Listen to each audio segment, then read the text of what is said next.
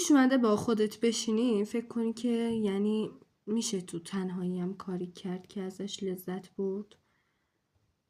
من خودم یه زمانی حتی تصورشم برام سخت بود که تنها باشم، چون من آدمی بودم که با همه ارتباط میگرفتم، با همه حرف میزدم، اصلا نمیتونستم بدون ارتباط گرفتن زنده بمونم انگار.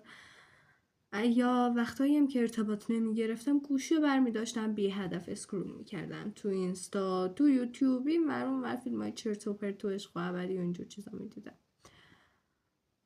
بعد یه جمله توجهمو جلب کرد وقتی داشتم درباره ژورنال نویسی مطالعه میکردم.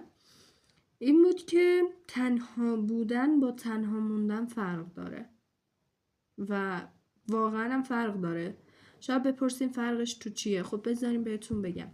ببینین، تنها موندن یعنی این که بقیه شما رو ترک کردن و هیچ کسی دور و برت نیست، یعنی همه از پیشتون رفتن یه جورایی. ولی تنها بودن یعنی این که خودت انتخاب کردی که تنها باشی، خودت انتخاب کردی که یه قدم از بقیه فاصله بگیری تا بتونی با خودت تو خلوتت بیشتر آشنا بشی. منم یه زمانی فکر میکردم تنهایی تو مسیر رشد یعنی این که واو دارم چقدر گنگ میشم، از بقیه متفاوت میشم، از اطرافیانم فرق میکنم که تنها شدم. ولی اون جمله واقعا دیدگاه همون نسبت به تنهایی خیلی عوض کرد.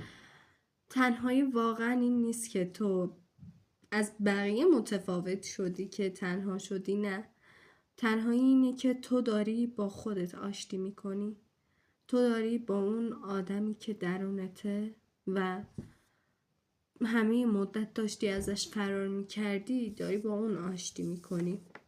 وقتی به این درک برسی دیگه تو تنهایی دنبال یه آدمی نیستی که بیاد تو رو آرومت کنه، بهت عشق بورزه، بهت امید بده، چون کم کم داری یاد میگیری که خودتو تو تنهاییات دوست داشته باشی.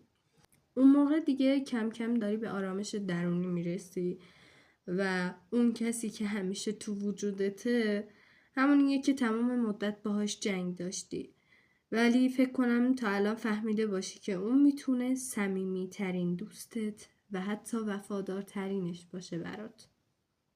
وقتی اینو بفهمی تنهایی دیگه ترسناک نیست، میشه یه حس امن، یه گوشه خلوت و گرم که تو خودته و فقط برای خودته. تنهایی دقیقا همون جاییه که خودتو پیدا میکنی.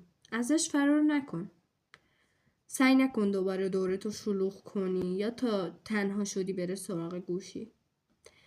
به جاش وقتی تنهایی با خودت چند دقیقه سکوت کن، چشماتو ببند و به درونت گوش کن. افکارتو بنویس. نترس، چون همونجاست که واقعی ترین خودتو بالاخره میبینی.